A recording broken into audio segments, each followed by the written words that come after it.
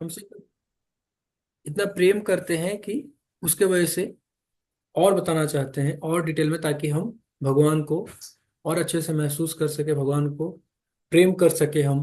जितना हम भगवान के बारे में जानेंगे सुनेंगे, उतना ही भगवान के प्रति हमारा प्रेम बढ़ेगा।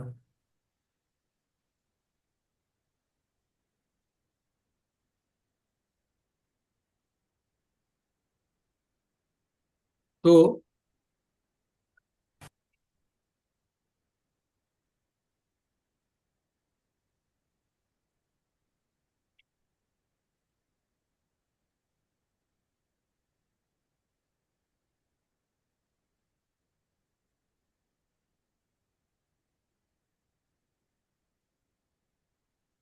यहाँ पे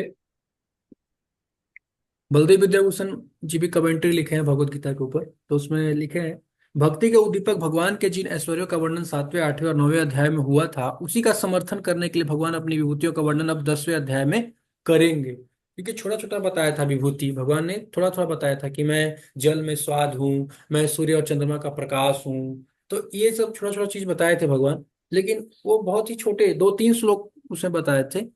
लेकिन अभी जो है भगवान पूरा विस्तार से बता रहे हैं। पिछले कई अध्यायों में भक्ति का वर्णन हुआ और बीच बीच में भगवान की विभूतियों का वर्णन हुआ। अब इस अध्याय में उस भक्ति को प्रकट और वर्धित करने के लिए भगवान अपनी विभूतियों का विस्तार से वर्णन करेंगे, जिनको संक्षेप में उन्होंने पहले कहा था। तो क्या कर रहे हैं इसमें, भगवान जो है भक्ति को वर्धित करने के लिए, प्रकट करने के लिए अपनी विभूतियों का विस्तार से वर्णन करेंगे अध्याय 10 में। डिटेल में एनालिसिस होगा, है ना। हम्म। देखिए यहाँ पे बताया गया है, चैप्टर 7 में 8 से 12 तक बताया गया। चैप्टर 9 में 16 से 19 श्लोक में बताया भगवान, हे महाबाहु अर्जुन, पुनः तुम मेरे कल्याणकारी वचनों को सुनो। सुनने के लिए बोल रहे हैं। क्यों सुनने के लिए बोल रहे हैं? क्योंकि जितना हम भगवान के बारे में सुनेंगे, उतना ही भक्ति में हमारा मन लगेगा।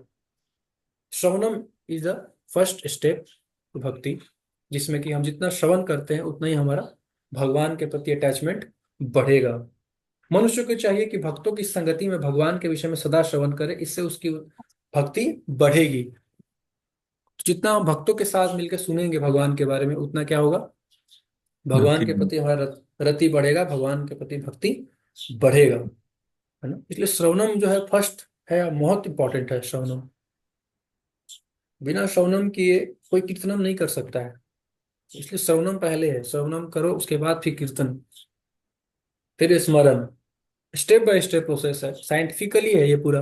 कोई भी चीज अनसाइंटिफिक नहीं है, सेंटिमेंटल नहीं है, सेंटिमेंटल बातें नहीं है भगवत गीता में। पूरा साइंटिफिक प्रोसेस है, स्टेप बाय स्टेप प्रोसेस है कि पहले आपको श्रवण करना है, फिर कीर्तनम हो पाएगा और फिर आप स्मरण कर पाओगे। ये चीज है। पुनः तुम मेरे कल्याणकारी वचनों को सुनो। भगवान कृष्ण अर्जुन को सुनने की आज्ञा दे रहे हैं, यद्यपि अर्जुन पहले से ही सुन रहे, ताकि अब जो शिक्षा दी जाएगी उसे वे बड़े ध्यान से सुने। हालांकि अर्जुन तो सुन रहा है पहले ही से, तो कोई बोलेगा कि भगवान क्यों बोल रहे हैं बार बार सुनो सुनो सुनो, है ना। कि ध्यान को वो करने के लिए बोल रहे हैं। भगवान जानते हैं कि अर्जुन के लिए नहीं बोल रहे हैं, वो हमारे लिए बोल रहे हैं, क्योंकि वो जानते हैं कि आगे समय आएगा कलयुग में, जब लोगों का बुद्धि, ध्यान सब बहुत ही खराब हो चुका होगा। तो इसीलिए बार बार बोलना पड़ता, सुनो सुनो। से बोलते नहीं है, लेक्चर में भी आप देखेंगे कि जो स्पीकर है वो रिपीट करता है वर्ड्स को। क्यों? क्योंकि जानता है कलयुग में हमारा ध्यान बहुत ही वीक है। रजोगुण तमोगुण के कारण क्या होता है, हमारा मन बहुत विचलित रहता है, बहुत ज्यादा भटकते रहता है। इसलिए बार बार स्पीकर को रिपीट करना होता है चीजों को। इसलिए भगवान बार बार रिपीट कर रहे हैं, सुनो सुनो सुनो। और सुनो, सुनने के माध्यम से ही तुमको सिद्धि प्राप्त हो जाएगा। कि वो श्रवण करते रहोगे तुम डे बाय डे, तो उसी से तुमको बहुत कुछ समझ में आ जाएगा, बहुत सारा ज्ञान प्राप्त हो जाएगा, है ना। अब देखिए नारद मुनि बनने से पहले क्या थे? एक दासी पुत्र थे, और केवल सुनते थे और जूठा खाते थे महाभागवतों का। और उससे क्या हो गया? सिद्धि प्राप्त हो गए, नारद मुनि बन गए, ब्रह्मा के पुत्र बन गए। इतना बड़ा स्थान मिल गया उनको, केवल सुनने मात्र से। सुनते गए सुनते गए सुनते गए सुनते गए, और प्रेम बढ़ गया। प्रहलाद महाराज ने क्या किया? गर्भ में सुन रहे थे केवल, और सुनते सुनते सुनते सुनते उनकी माँ कयादू नहीं बनी भक्त, लेकिन वो भक्त बन गए, क्योंकि सुनना भी है तो सिंसियरिटी के साथ सुनना चाहिए। सुनने के बाद अप्लाई भी करना चाहिए, ऐसा नहीं कि बस सुन लिए और बस हो गया, एक कान से सुने दूसरे कान से निकाल दिया, अगर ये है तो नहीं हो पाता है, फिर वो काम नहीं करेगा। दवाई के साथ साथ परहेज भी करना होता है, तभी जाके हमारा बीमारी ठीक होगा। तो हमको जो बताया गया है उसको अप्लाई करेंगे, देन हमारा बीमारी ठीक होगा, हमारे अंदर का जो अनर्था है वो नष्ट होगा, जब हम श्रवण करेंगे और उसको अप्लाई भी करेंगे। तुम्हारा हित करने की इच्छा से मैं तुमको कुछ वचन कहूंगा जो मेरी देवी भूतियों के संबंध में होंगे। अर्थ यह है कि मैं तुमको चकित करने के उद्देश्य से इस ज्ञान को कहूंगा, यद्यपि तुम ज्ञानवान हो, परंतु क्योंकि तुम मेरे वचनों में सुख अनुभव करते हो, मानो तुम अमृत पी रहे हो, मैं तुम्हारी भक्ति को जागृत और वर्धित करने के हित कामना से यह वचन कहूंगा। तो भगवान क्या चाहते हैं कि हमारा भक्ति और बढ़े, है ना। इसलिए भगवान और ज्ञान देना चाहते हैं और हमको बताना चाहते हैं अपने बारे में। ऐसे तो भगवान का विभूति, भगवान का ज्ञान अनंत है, जितना भी सुनो अनंत है, लेकिन यहाँ पे भगवान जो है वो बता करके लास्ट में ये बोलेंगे भगवान की, अथवा बहुना एतेन ज्ञान ज्ञाते ज्ञातव्यम किम विष्टाभि एक अंशेन स्थितो जगत। मैं बोलते हैं कि बहुत सारा ज्ञान जान के क्या करोगे, मैं तो मेरे मैंने जितना तो वो ज्ञान दिया है, जितना ये भौतिक जगत है वो तो मेरे योग शक्ति का एक अंश मात्र से बना हुआ है। लेकिन फिर भी उतना भी हम ज्ञान जानेंगे, उतना भी अगर हम जान लेते जितना भगवान ने बताया है, तो हम सिद्धि प्राप्त कर लेंगे, हम सक्सेसफुल रहेंगे अपने बैक टू गॉडेड मिशन में। ठीक है, यहाँ तक समझ में आया।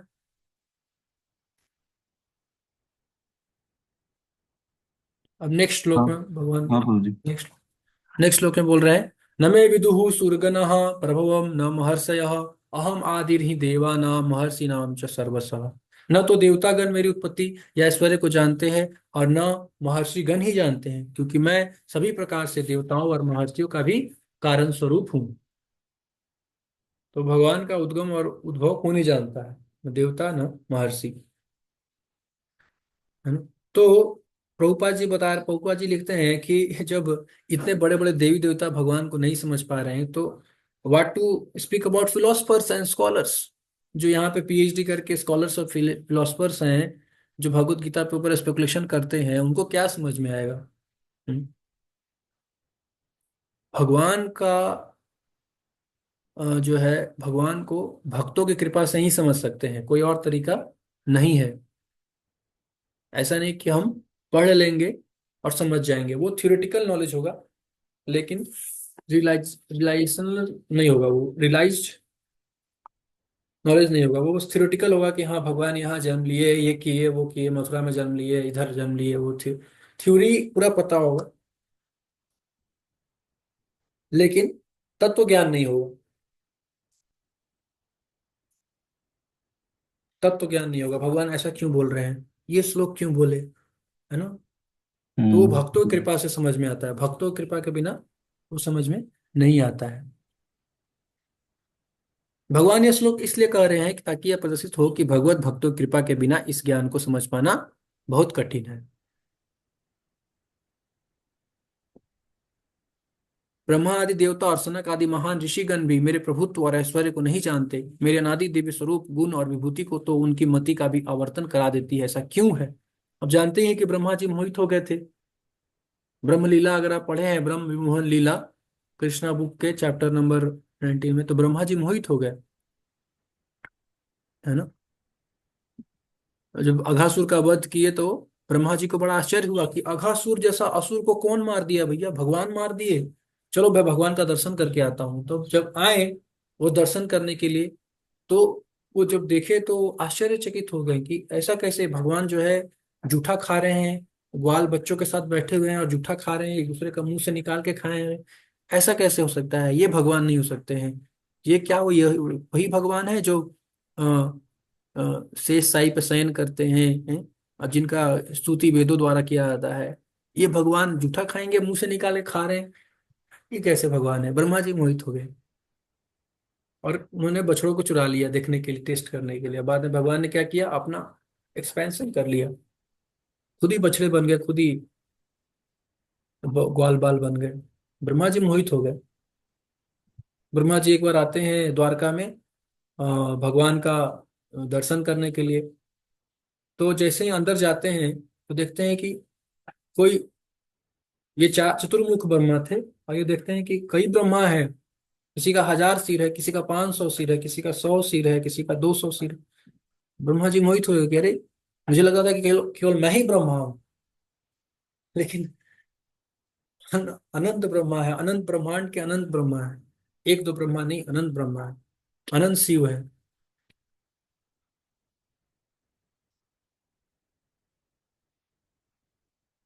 तो भगवान को केवल भक्तों की कृपा से समझ सकते हैं, जैसे नारद मुनि की कृपा से ही सुखदेव, ये प्रहलाद महाराज, ध्रुव महाराज समझ पाए। तो महत कृपा, भक्तों की कृपा से ही भगवान को समझा जा सकता है। कोई स्कॉलरशिप से नहीं, कोई कल्पना करके नहीं, या फिर चिंतन करके नहीं, या फिर पढ़ के नहीं। ऐसा नहीं कि हम पढ़ लेंगे भगवत गीता को, भक्ति शास्त्री कर लेंगे और हो जाएगा, नहीं। या उसमें पीएचडी हासिल कर लिए, संस्कृत में पीएचडी हासिल कर करके हम समझ जाएंगे, तो ऐसा बिल्कुल भी नहीं है। किसी भी फिलोसफर प्रोफेसर को भगवत गीता का मर्म नहीं पता होता है, निष्कर्ष नहीं पता होता है, वो भ्रमित रहते हैं हमेशा। इसलिए वो कृष्ण भक्ति भी नहीं करते हैं, उनको पता नहीं कृष्ण भक्ति जो है मूल है। क्योंकि मैं सबका आदि हूँ, मैं ही उनके प्राकट्य का कारण हूँ, और उनको बुद्धि व अन्य गुण देता हूँ, क्योंकि मैं ही उनके द्वारा की गई मेरी आराधना से संतुष्ट होकर उन्हें देवता या ऋषि के अनुरूप उनकी शक्तियां और पद देता हूँ। श्रुति कहती है, क्व अद्दा वेद का यह प्रोचत कुत आ जाता कुत इयम ऋषिश्री। कौन है जो स्पष्ट रूप से जानता है और जो इस जगत में यह घोषणा कर सके कि यह ब्रह्मांड किससे आया और यह सृष्टि किससे आई है? देवतागण सृष्टि के बाद आते हैं, इसलिए कौन जानता है कि यह जगत कहाँ से आया? देवता भी नहीं जानते हैं, क्योंकि देवता भी सृष्टि के बाद आते हैं। सबसे पहले तो ब्रह्मा जी आते हैं, फिर ब्रह्मा जी 14 लोग प्लेनेटरी सिस्टम्स क्रिएट करते हैं, फिर उसमें सबको भरते हैं, पॉपुलेट करते हैं, तो उसमें देवता भी आते हैं। देवताओं को भी नहीं पता है कि कहाँ से आए हैं। भगवान के बारे में क्या बताएंगे? जो देवताओं के द्वारा प्राप्त नहीं है, वे उन देवताओं के पहले से ही है।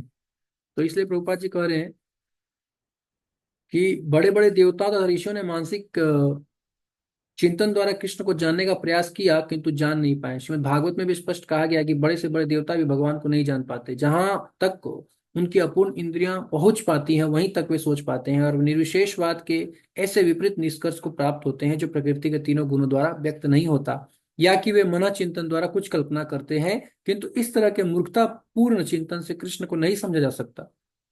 तो कृष्ण को नहीं समझ सकता कोई भी, क्योंकि अधिकांश लोग कृष्ण को उनके वास्तविक रूप में नहीं समझ पाते, अतः वे अपनी अहेतुकी कृपा से ऐसे चिंतकों पर दया दिखाने के लिए अवतरित होते हैं। ये चिंतक भगवान के असामान्य कार्यकलापों के होते हुए भी भौतिक शक्ति से कलमशग्रस्त होने के कारण निर्विशेष ब्रह्म को ही सर्वश्रेष्ठ मानते हैं।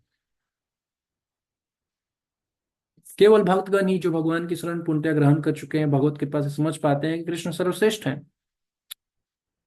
भगवत भक्त निर्विशेष ब्रह्म की परवाह नहीं करते। वे अपनी श्रद्धा तथा भक्ति के कारण परमेश्वर की शरण ग्रहण करते हैं और कृष्ण की अहेतुक कृपा से ही उन्हें समझ पाते। सरेंडर, शरण लेना बहुत जरूरी है। अगर आप शरण नहीं लेंगे भगवान का, सरेंडर नहीं करेंगे, तो नहीं समझ पाएंगे भगवान को। सरेंडर करने का मतलब क्या है, बताइए। हम्म। नाम जपना, भगवान का नाम लेना, भगवान का प्रसाद खाना, भगवान का श्रवण करना भगवान के बारे में, ये है सरेंडरनेस। जहाँ पे 4 प्रकार के लोग सरेंडर नहीं करते हैं, भगवान का नाम नहीं लेंगे, वो चाहे कुछ भी हो जाए, भगवान का गुणगान नहीं सुनेंगे वो, बोलेंगे क्या जरूरत है कृष्ण का गुणगान सुनने की, कृष्ण हमारे तरह ही हैं, वो तो एक महापुरुष थे, वीर पुरुष थे, बस ऐसे बोलेंगे। उनका नाम लेने का क्या जरूरत है इतना? तो आसुरी मानसिकता के लोग होते हैं, भगवान को नकार देते हैं बिल्कुल। केवल वो अपने स्वार्थ के अनुसार केवल उस चीज को एक्सेप्ट करेंगे जो उनके फायदे के लिए होगा। नहीं तो बाकी को, बाकी एक्सपेक्ट को नकार, वो कर देंगे, नकार देंगे कृष्ण के। ये भगवान ने गोवर्धन भी उठाया, भगवान ने पूतना का भी वध किया, लेकिन वो चीज नहीं है, वो लेंगे कि वो साधारण व्यक्ति नहीं कर सकता है। बस वो रासलीला किए, और वो महाभारत युद्ध में वो किए, ये सब चीज देखेंगे वो, लेकिन इस हम्म। एस्पेक्ट को नहीं देखेंगे कि भगवान ने ये भी तो किया, इतने सारे महान महान कार्य किए, ये सब क्यों नहीं आप एग्जाम्पल देख देते रहे? हैं कि उनकी 16 लाख पटरानियां थी। हाँ, केवल 16। उस चीज को हम्म। देखेंगे जो उनके फायदे के लिए, जैसे कि वो क्यों बोलते हैं, ताकि वो कृष्ण का सपोर्ट लेकर के खुद भी कर सके, खुद भी दो चार साथी कर हम्म। सके। तो अपने शादी करने के लिए, अपनी इच्छा को पूरा करने के लिए भगवान को यूज करते हैं। लेकिन भगवान ने 16,108 महल बनाया, सबको मेंटेन भी कर रहे हैं, तो आप भी कर सकते, तो आप कीजिए। ऐसा है कि नहीं? उनका तो ये मतलब होता है कि जैसे अगर मैं 4 मेंटेन कर सकता हूँ तो 4 रख सकता हूँ। हम्म, बहुत ही इस। सेलेक्टिव, हाँ। सेलेक्टिव प्रोपेगेंडा इसको बोलते हैं। हाँ। सेलेक्टिव प्रोपेगेंडा, एक पर्टिकुलर टॉपिक को लेकर के बस उस पे प्रोपेगेंडा करना है, फैलाना है, और ताकि अपना स्वार्थ पूरा हो सके। इस हम्म। संसार में हर व्यक्ति स्वार्थी है, केवल अपना बारे में सोचता है, कैसे मेरा काम हो सके, बस। इसको बाकी लोग से मतलब नहीं है, क्या है क्या नहीं, वो तुम जियो मरो, क्या है भाड़ में जाओ। मेरा काम हो जाना चाहिए, मेरा स्वार्थ पूरा हो जाना चाहिए, मेरा इंद्रिय तृप्ति हो जाए, बस। तो ऐसे ही है सारा भौतिक जगत, इस तरह से ही चलता है। Text number 3। यो माम अजम अनादिम च वेत्ति लोक महेश्वरम असमूढ़ सम्मतर्येषु सर्व पापै प्रमुच्यते। तो जो मुझे अजन्मा अनादि समस्त लोकों के स्वामी के रूप में जानता है, मनुष्यों में केवल वही मोह रहित और समस्त पापों से मुक्त होता है। जिसके पास ये ज्ञान है वही मुक्त होता है। अब मनुष्य बोल दिए तो प्रभुपाद जी यहाँ पे लिख रहे हैं कि मनुष्य कितने कितने कम मनुष्य हैं जो भगवान को जानने के लिए आते हैं, है कि नहीं? अब देखिए भगवत गीता क्लास में आप एक अकेले हैं, है कि नहीं? कितने लोग आए, नहीं आते हैं, बहुत रेयर है। क्यों? भगवान भी बता रहे हैं इस बात को कि हजारों मनुष्यों में से कोई एक जो है वो मुझे जानने का प्रयास करता है। प्रयास करने वाला कोई एक, उसमें से भी, वो प्रयास करने वालों में से भी कोई एक व्यक्ति जो है वो तत्व से भगवान को जान पाता है। कितना रेयरिटी है इस फील्ड में। ये फील्ड एकदम खाली है। आप देखिए बाहर के फील्ड में कितना भीड़ है, आईआईटी करने के लिए, आईएएस बनने के लिए लोग भीड़ लगाए हुए हैं। लेकिन इधर कुछ नहीं मिल रहा है। केवल हम्म। प्रेम मिलेगा। तो इधर भीड़ कम है। और अभी जियो वाले फ्री सिम बांट दे, या सरकार कोई फ्री स्कीम लगा दे तो भीड़ लग जाएगा। हम्म। लोगों को फ्री में चाहिए सब कुछ। हाँ, बस। लेकिन वास्तविक चीज नहीं जानना चाहते हैं भगवान। जो शरीर जिसके लिए मिला है, जो बॉडी जिस काम के लिए मिला है, ये ह्यूमन बॉडी कितना दुर्लभ है, और ये कितना काम इस काम के लिए ही मिला है, वो काम नहीं करेंगे।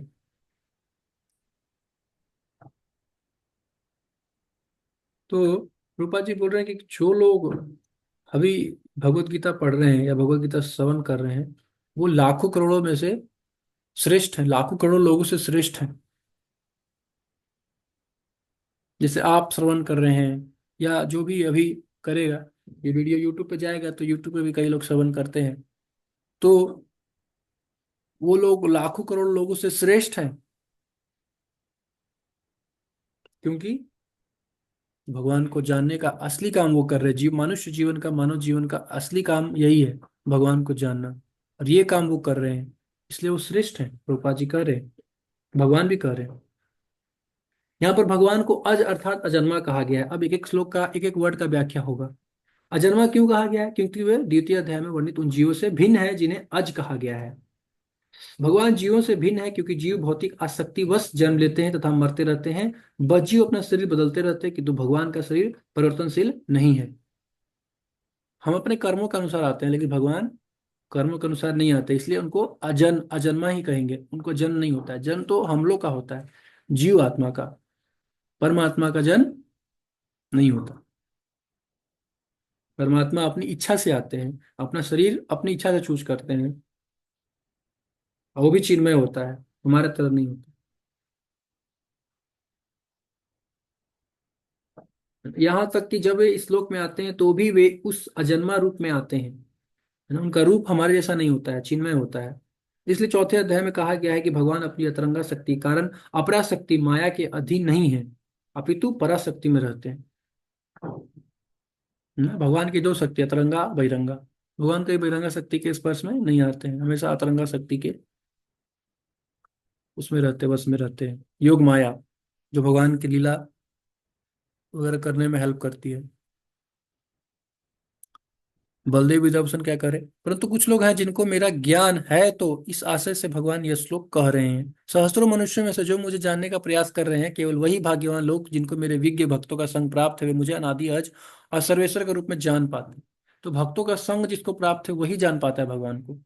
बाकी देखिए प्रोफेसर्स हैं, आप देखेंगे जेएनयू में, दिल्ली यूनिवर्सिटी में बड़े बड़े प्रोफेसर्स हैं, बहुत स्कॉलर हैं, संस्कृत में एक्सपर्ट, लेकिन उनको कोई ज्ञान नहीं है भगवान के बारे में। ना भक्ति वो करते हैं, ना नाम जपते हैं, ना सब उनको कोई श्रद्धा है, न शास्त्र पे श्रद्धा है, ना उनको नाम पे श्रद्धा है, ना उनको भोग लाए, खाते भी नहीं होंगे, पता नहीं प्याज लहसुन कितना खाते होंगे। तो कुछ नहीं है उनके आचरण में, आचरण में कोई चेंज नहीं है। क्यों? क्योंकि वो भक्तों का संग नहीं करते हैं। बिना भक्तों के संग किए, बिना भक्तों का मुख से श्रवण किए, उनको कृष्ण का वास्तविक ज्ञान नहीं हो पाएगा। वो भ्रमित रहेंगे हमेशा। वह इस संबंध में मोहग्रस्त नहीं होता और सभी पापों से मुक्त हो जाता है। कौन? भक्त।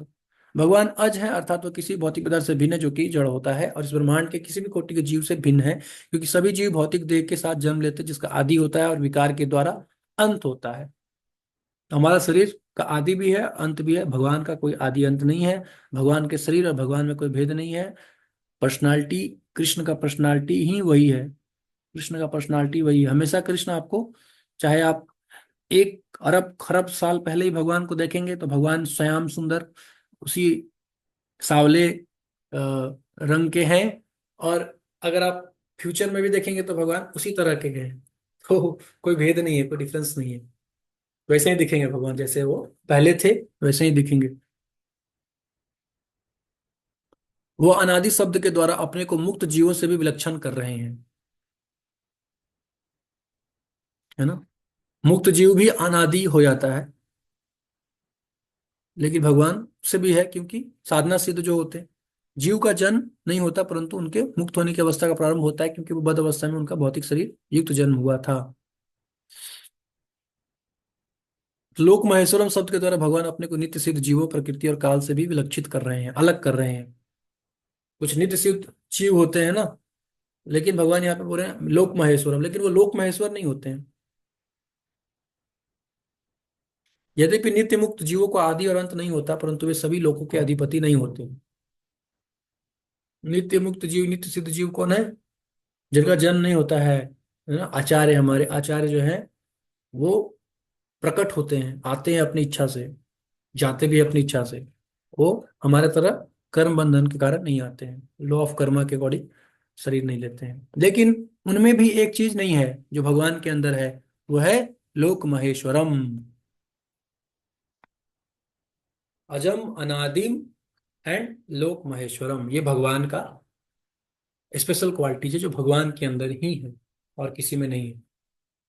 भगवान अज है, भगवान का कोई जन्म नहीं होता है। अनादि, भगवान का कोई आदि नहीं है, कब बिगनी हुआ कोई नहीं बता सकता। और लोक महेश्वरम, सारे संसार के वही एकमात्र मालिक है।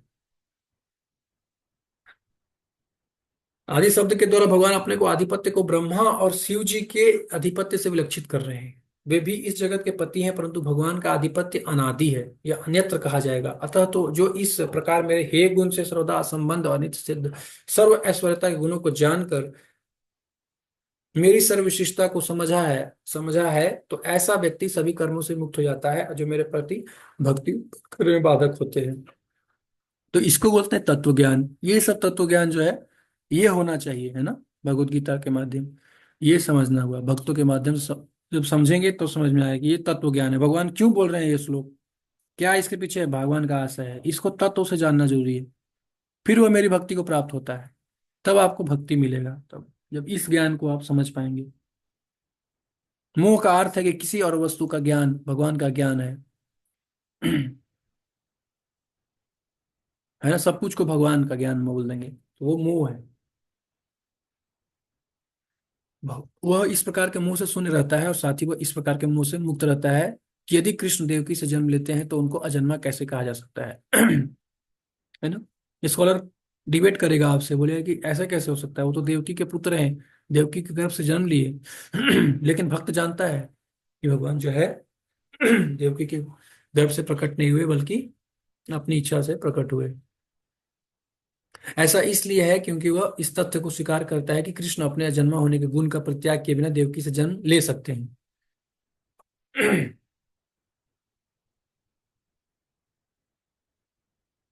है ना, भगवान कहीं से ही प्रकट हो सकते हैं। भगवान तो खंबे से प्रकट हो गए, तो क्या खंबा उनके पिता हो गए? भगवान ब्रह्मा के नाक से प्रकट हो गए, वराहदेव। भगवान यज्ञ से प्रकट हुए, राम। तो इस तरह से भगवान कहीं से भी प्रकट हो सकते हैं, उनकी इच्छा है। इसलिए भगवान अजन्मा है। अजन्मा क्यों है? क्योंकि कर्म बंधन में नहीं है, इसलिए अजन्मा है। श्लोक नंबर 4 और 5 दोनों। बुद्धिर्ज्ञान सम्मोह क्षमा सत्यम दमः समा, सुखम दुखम भाव भाव भयम चा भयम एव च, अहिंसा संता समता तुष्टि तपोदानम यशो यशः, भवन्ति भाव भूतानां मत्तैव पृथग्विधा। बुद्धि ज्ञान संशय तथा मोह से मुक्ति, क्षमा भाव सत्यता, इंद्रिय निग्रह मन निग्रह, सुख तथा दुख, जन्म मृत्यु भय अभय अहिंसा समता तुष्टि ताप दन, यश और अपयश, जीवों के विविध गुण मेरे ही द्वारा उत्पन्न है। तो हमारे अंदर जो गुण है, गुड क्वालिटीज भी है, वो भी भगवान ने दिया है। इसलिए हमको कभी इस पे अभिमान नहीं होना चाहिए कि मेरे अंदर इंद्रिय कंट्रोल, मैंने सेंसेस को कंट्रोल कर लिया। मैं मन पर विजय प्राप्त कर लिया, मेरा मन मेरे अनुसार चलता है। अभिमान ये नहीं होना चाहिए। बहुत बुद्धिमान हूं मैं, I have sharp intelligence. Yes, मैंने बादाम खा के अपना इंटेलिजेंस को बढ़ाया है, दूध पी करके। यस, ऐसा नहीं है। भगवान की कृपा से ही मिलता है इंटेलिजेंस, है ना। इन दो श्लोकों में भगवान अपने सर्वाधित्व और सर्वेश्वरत्व को प्रतिपादित करेंगे। बुद्धि का अर्थ है सूक्ष्म अर्थ विवेचन सामर्थ्य। ज्ञान का अर्थ है चिद अचिद वस्तु विवेचन। असमोह का अर्थ है व्यग्रत्व का अभाव, व्यग्र नहीं होगा।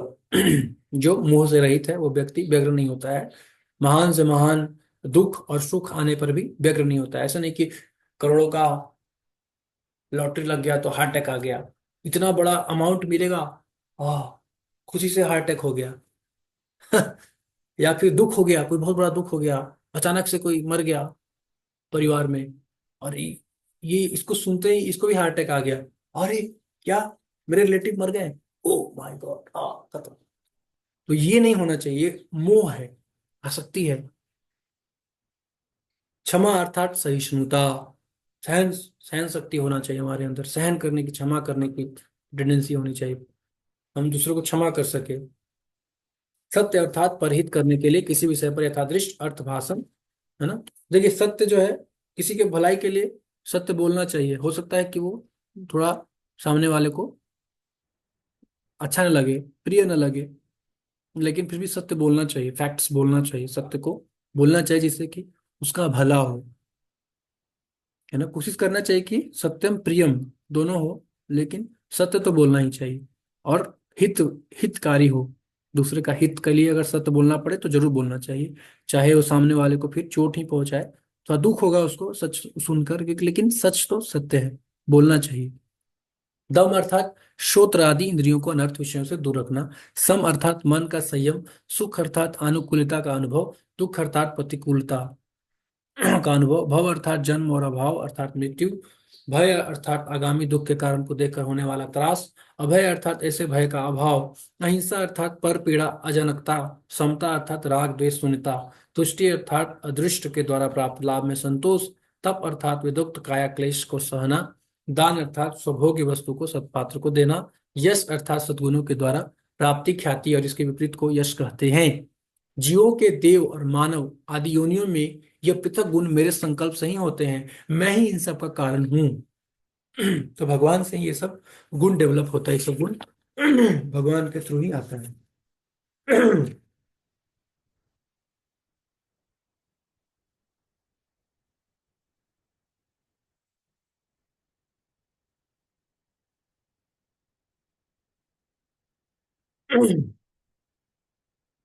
अब देखिए भगवान अपने ऐश्वर्य को और बता रहे हैं कि भगवान कितने ग्रेट है, कितने महान है। महर्षया सप्त पूर्वे चत्वारो मनवस्तथा मद्भाव मानसा जाता ये समलोक इमा प्रजा। सप्त ऋषिगण तथा उनसे भी पूर्व चार अन्य महर्षि और सारे मनु सब मेरे मन से उत्पन्न है, और विभिन्न लोकों में निवास करने वाले सारे जीव उनसे अवतरित होते हैं। तो ये सब बहुत ग्रेट लोग हैं, ग्रेट पर्सनालिटी है, लेकिन ये भी भगवान से आए हैं, ये भगवान के मन से उत्पन्न हुए हैं।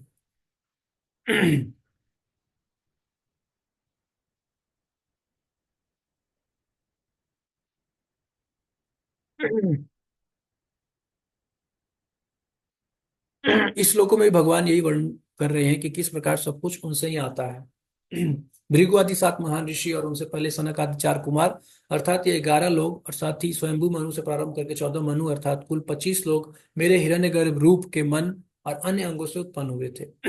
भगवान से ब्रह्मा जी आए, और ब्रह्मा जी से ये 25 लोग प्रकट हुए। वे सदा ही मेरे चिंतन में संलग्न रहते थे, मेरे स्मरण के द्वारा वे मेरी कुछ शक्ति और ज्ञान को प्राप्त कर सके। नोटिस, सप्त ऋषि हैं भृगु, मरीचि, अत्रि, पुलस्त्य, पुलह, क्रतु और वशिष्ठ। इस प्रकार की सृष्टि का वर्णन श्रीमद् भागवत के तीसरे स्कंद के 12वें अध्याय के 23 से 27 में आया है। ब्रह्मा के विचार से नारद जी का जन्म हुआ, जो उनके शरीर का सबसे अच्छा हिस्सा है। वशिष्ठ का जन्म उनकी श्वास से, दक्ष का अंगूठे से, उनके स्पर्श से भृगु, और उनके हाथ से क्रतु का जन्म हुआ था। उनके कानों से पुलस्त्य उत्पन्न हुआ, उनके मुख से अंगीरा, उनकी दृष्टि से अत्रि, उनके मन से मारीच, और उनके नाभि से पुलह। है ना, तो भगवान के अलग अलग अंगों से प्रकट हुए ब्रह्मा जी के। महान देवहूति के पति ऋषि कर्दम ब्रह्मा की छाया से प्रकट हुए थे। इस प्रकार सभी ब्रह्मा के शरीर या मन से प्रकट हुए। जो भी ब्राह्मण या क्षत्रिय हैं वह अन्य भी, वे सब इन 25 के वंशज हैं, या तो विद्या के द्वारा या संति रूप से। तो हम लोग सब इन्हीं से आए हैं, ये 25 लोग से ही प्रकट हुए, पूरा संसार पॉपुलेट हुआ। है ना, तो भगवान को प्रपितामह भी कहा गया है, वो ब्रह्मा के भी पिता है, इसलिए प्रपितामह। ब्रह्मा जी पितामह है, दादाजी है, लेकिन भगवान प्रपितामह है।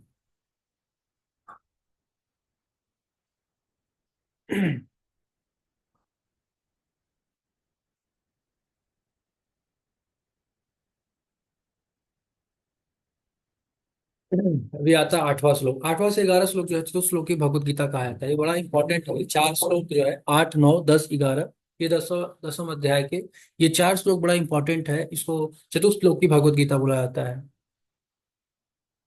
पहला है, अहम सर्वस्य प्रभो मत्तः सर्वम प्रवर्तते इति मत्वा भजन्ते माम बुधा भाव समन्विता। मैं समस्त आध्यात्मिक तथा भौतिक जगतों का कारण हूँ। है ना? हर चीज का कारण मैं हूँ, भौतिक जगत, आध्यात्मिक जगत का कारण मैं हूँ।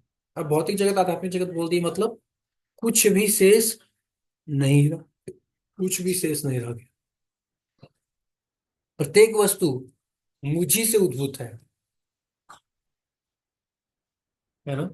तो कृष्ण कोई महापुरुष नहीं है, बल्कि वो परम भगवान है। सृष्टि उनसे निकला है, हर चीज का उद्गम प्रभु है, कृष्ण है। जो बुद्धिमान ये भली भांति जानते हैं वे मेरी प्रेमा भक्ति में लगते हैं तथा हृदय से पूरी तरह मेरी पूजा में तत्पर होते हैं।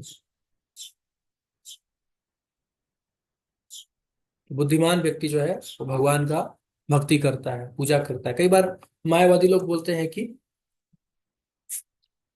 जो है ये लोग जो है भक्ति वाले लोग जो है ये सेंटिमेंटल लोग हैं, इनको ज्ञान नहीं रहता है। लेकिन ऐसा नहीं है, भक्त को बहुत ज्ञान होता है। भक्त को इतना तो ज्ञान होता ही है कि भगवान के बारे में ज्यादा ज्ञान की जरूरत नहीं है, उसको पीएचडी करने की जरूरत नहीं है, लेकिन उसको इतना ज्ञान होता है भगवान के बारे में कि भगवान कौन है और सृष्टि का क्या कारण है, हमारा क्या कारण है, कौन कारण है, इतना उनको पता है।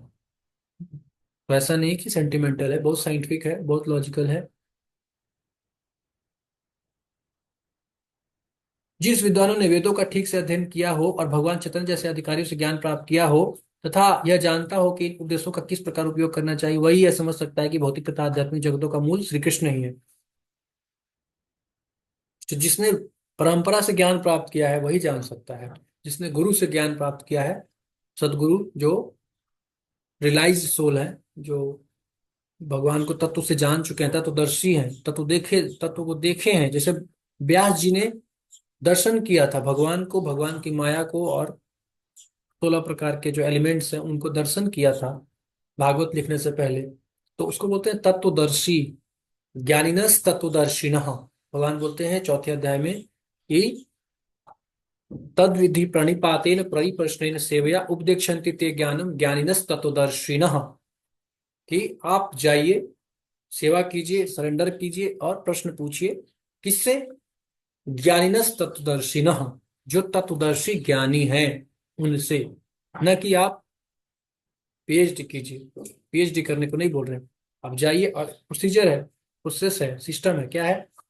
सरेंडर कीजिए, प्रश्न पूछिए और सेवा कीजिए, तब वो ज्ञान देंगे आपको। ये तरीका होता है, तब आप जान पाएंगे भगवत गीता को, है कि नहीं? इस प्रकार के ज्ञान से वह भगवत भक्ति में स्थिर हो जाता है। हमारा भक्ति क्या होगा? स्थिर, निष्ठा।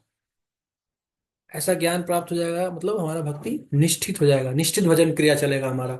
भजन क्रिया दो प्रकार का होता है ना? अगर आप माधुरी कादम्बनी पढ़े हैं तो भजन क्रिया में दो स्टेज होता है, एक अनिष्ठित, एक निष्ठित। स्टडी, एक अनस्टडी।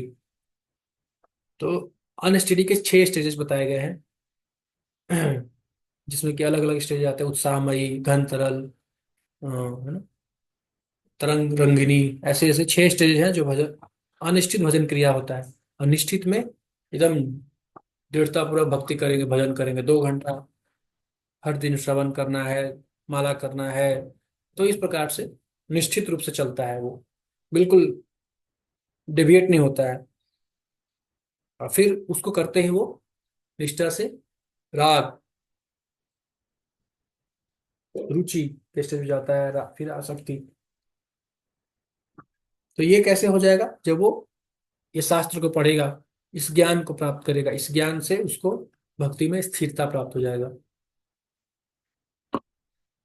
वह व्यर्थ के टिकाओं से या मूर्खों के द्वारा कभी पथभ्रष्ट नहीं होता। फिर उसको कोई भी विचलित नहीं कर सकता है। हम्म? फिर अलग अलग कमेंट्री पढ़ के वो विचलित नहीं होगा, या सुन के विचलित नहीं होगा कभी। सारा वैदिक साहित्य स्वीकार करता है कि कृष्ण ही ब्रह्मा, शिव तथा अन्य समस्त देवताओं के स्रोत हैं। अथर्ववेद में कहा गया है, यो ब्राह्मण विद्याति पूर्वम यो वा वेदांश गाप्यति स्म कृष्ण। अथर्ववेद में ये कहा गया है, नारायण उपनिषद में कहा गया है, और नारायण उपनिषद में कहा गया है, और मोक्ष धर्म में कहा गया है, महाभारत के मोक्ष धर्म में वही चीज यहाँ भी बताएंगे। बलदेव विद्याभूषण का कमेंट्री और प्रभुपाद जी कमेंट्री मैच करता है, सेम सेम, बट थोड़ा बहुत डिफरेंस होगा, बाकी सब सेम ही है।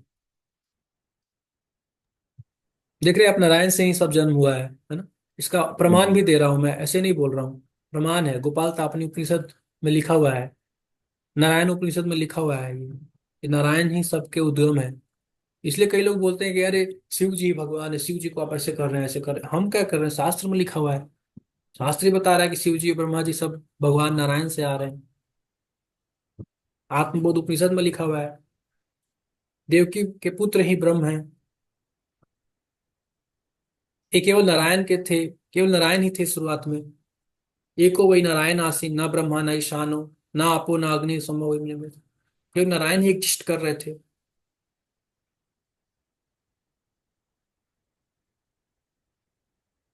फिर देखिए बताया गया, नारायण ने मन से ध्यान किया, उनके ध्यान से तीसरे नेत्र वाला त्रिशूल पानी व्यक्ति प्रकट हुआ, जो धन सत्य ब्रह्मचर्य तप और वैराग्य से युक्त था। महाउपनिषद में लिखा हुआ है, चतुर्मुख हो जाए थे। ऋग्वेद में बताया गया है मोक्ष धर्म, महाभारत के मोक्ष धर्म बताया गया है। भगवान बता रहे हैं कि मैं ही ब्रह्मा और शिव की सृष्टि करता हूँ, मेरी माया सम्मोहित होने के कारण वे मुझको नहीं जान पाते। और पुराण में कहा गया है, नारायण ही परम देवता और उनसे ब्रह्मा जी की उत्पत्ति हुई। उन्हीं से शिव जी ने जन्म लिया, वे नारायण सर्वज्ञ हैं। यहाँ यह कहा गया है कि भगवान से इतर सभी वस्तुओं के उपादान और निमित्त कारण भगवान ही है। जो भी मुझसे आता है वो मेरे कारण ही कार्य करता है। उनके सभी कार्यकलाप मुझ पर निर्भर करते हैं और मैं सभी का नियंता हूँ। सदगुरु के मुख से सुनने के द्वारा मुझको सभी का कारण और नियामक निश्चितता से मानते हुए और प्रेम से भरकर बुद्धिमान जन मेरा भजन करते हैं। तो ये सिद्ध किया गया है कि भगवान ही सबके उद्गम है।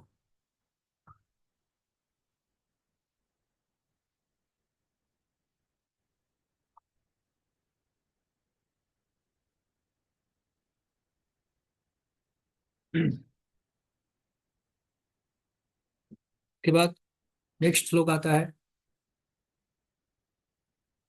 मच्चित्ता मद्गत प्राणा बोधयंता परस्परम कथयंतश्च माम नित्यम तुष्यन्ति च रमन्ति च। मेरे शुद्ध भक्तों के विचार मुझ में वास करते हैं। हमेशा उनके मन में क्या चलता है? भगवान के बारे में सोचते हैं, भगवान के बारे में श्रवण करते हैं, भगवान के बारे में उनका चिंतन चलता रहता है। उनके जीवन मेरी सेवा में अर्पित रहते हैं। जैसे भगवान की सेवा में लगे रहते हैं वो। और वे एक दूसरे को ज्ञान प्रदान करते तथा मेरे विषय में बातें करते हुए परम संतोष का आनंद का अनुभव करते हैं। जैसे यहाँ पे आप देख रहे हैं, हमारा भागवत क्लास होता है स्कॉन टेम्पल में, 8 से 9 1 घंटा। क्या होता है वहां पे? यही सब होता है। कथ्यंत माम नित्यम, नित्यम, एक दिन दो दिन नहीं, हर दिन रेगुलर। तुष्यंति च रमन्ति च, और इसी में रमन भी करते हैं। ये भक्तों का आनंद है। इसमें भक्त लोग आनंद लेते हैं, मटेरियलिस्टिक लोग बाहर आनंद लेते हैं, शराब में, लड़की में, धन में, घूमने फिरने में। और भक्त लोग भगवान की कथा में, उसका चर्चा में आनंद लेते हैं। ये वृंदावन का फोटो ना दी। हाँ। तेषामेव अनुकंपार्थम अहम अज्ञान जम तमा नास्यामि आत्मभावस्तो ज्ञान दीपेन भास्वता। तो ऐसे भक्त जो भगवान का निरंतर कीर्तन, निरंतर चिंतन करते रहते हैं, तो भगवान क्या करते हैं? भगवान क्या करते हैं? भगवान जो है, उनके अंदर अगर थोड़ा बहुत भी भौतिक इच्छा है ऐसे भक्तों में, तो उसको हटा देते हैं, खत्म कर देते हैं। मैं उन पर विशेष कृपा करके करने के हेतु उनके हृदय में वास करते हुए ज्ञान के प्रकाशमान दीपक के द्वारा अज्ञान जन्य अंधकार को दूर करता हूँ। अज्ञानता को दूर कर देते हैं भगवान। जब भगवान चैतन्य बनारस में हरे कृष्ण महामंत्र कीर्तन का प्रवचन कर रहे थे, तो हजारों लोग उनका अनुसरण कर रहे थे। तत्कालीन बनारस के अत्यंत प्रभावशाली विद्वान प्रकाशानंद सरस्वती उनके भावुक रहकर उनका उपहास करते थे। कभी कभी भक्तों का आलोचना दार्शनिक यह सोचकर करते हैं कि भक्तगण अंधकार में है और दार्शनिक दृष्टि से भोले भाले भावुक हैं, है ना। तो दार्शनिक लोग जो फिलोसफर्स होते हैं वो सोचते हैं कि भावुक हैं ये भक्ति वाले, ऐसे ही बस नाचते रहते हैं, हरे कृष्णा करते हैं। भावुक है, इमोशनल लोग हैं। किंतु यह कि भक्तगण अंधकार में है और दार्शनिक दृष्टि से भोले भाले भावुक है, किंतु यह तथ्य नहीं है। ऐसे अनेक बड़े बड़े विद्वान पुरुष हैं जिन्होंने भक्ति का दर्शन प्रस्तुत किया है, किंतु यदि कोई भक्त उनके इस साहित्य का या अपने गुरु का लाभ न भी उठाए, और यदि वह अपनी भक्ति में एकनिष्ठ रहे, तो उसके अनंतर से कृष्ण स्वयं उसकी सहायता करते हैं। तो जो भक्ति करना चाहता है ना, उसको भगवान हेल्प करते हैं अंदर से। परमात्मा तो हर किसी के हृदय में बैठे हुए हैं, है ना। और एज ए चैत्य गुरु वो हेल्प करते हैं। तो ऐसा नहीं है कि जो है किसी के अंदर अगर ऐसा सीरियसनेस है तो वो ठगा जाता है, नहीं। ज्यादातर चीटेड वही लोग होते हैं जो चाहते हैं, उनकी इच्छा होती है ना। या हल्का फुल्का बस भक्ति, मतलब थोड़ा बहुत ठीक है, थोड़ा बहुत भक्ति कर लिए हो गया, थोड़ा बहुत अपना इधर भी मटेरियल एंजॉयमेंट भी कर लिए, थोड़ा बहुत भक्ति भी कर लेते हैं, चलो यार क्या इतना इतना इतना डेडिकेट, इतना कमिटमेंट क्यों, है ना। मतलब थोड़ा सा कर लिए, थोड़ा अपना खेल लिए, खा लिए, एंजॉय कर लिए, क्या इतना कमिटमेंट है, डेडिकेशन। तो ऐसे लोगों को फिर भगवान भी जो है उनको ऐसे गुरु से मिलाते हैं जो उनको इस तरह का प्रलोभन देते हैं कि हाँ हाँ, क्या इतना तपस्या करने की क्या जरूरत है, इतना तपस्या करने की जरूरत नहीं है। अरे आपको भगवान मिल जाएंगे, आप मेरे को इतना डॉलर दे दो, इतना पैसा दे दो, मैं आपको भगवान दिला दूंगा। तो इस इतना चीप अगर हम भक्ति को लेते हैं या इस तरह से हमारी भावना है, तो भगवान भी हमको वैसे ही गुरु से पिलाते हैं, जिससे हमको वैसे ही चीप प्रलोभन देने वाले लोग मिल जाएंगे।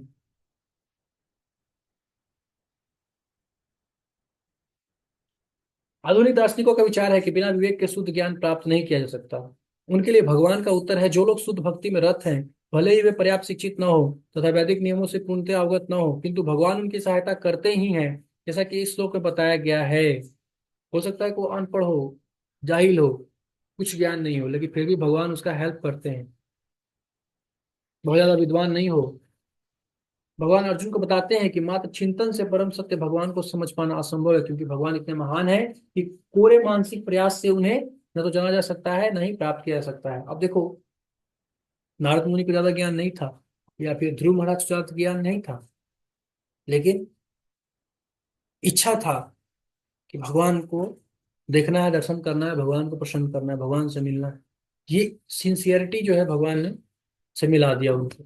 ये सिंसियरिटी भगवान देखते हैं और उस हिसाब से फिर हमको हेल्प करते हैं। भले ही कोई लाखों वर्षों तक चिंतन करता रहे, किंतु यदि भक्ति नहीं करता, यदि वो परम सत्य का प्रेमी नहीं है, तो उसे कभी भी कृष्ण या परम सत्य समझ में नहीं आएंगे। परम सत्य कृष्ण केवल भक्ति से संप्रसन्न होते हैं, और अपनी अचिंत शक्ति से वे शुद्ध भक्त के हृदय में स्वयं प्रकट हो सकते हैं। अचिंत शक्ति से प्रकट हो जाते हैं भगवान। और एक तरफ कोई फिलोसफर है, फिलोसफी बघारे जा रहा है, पढ़े जा रहा है, पढ़े जा रहा है, लेकिन वो स्पेकुलेट कर रहा है, आई थिंक कृष्णा में be like this, I think ऐसा है, ब्रह्म जो है इस तरह से होता है। तो इस तरह से न इति करते हुए वो चलते रहते हैं, लेकिन उनको अभी भी स्पष्ट नहीं पता चलता है कि कृष्ण वास्तविक में है कौन।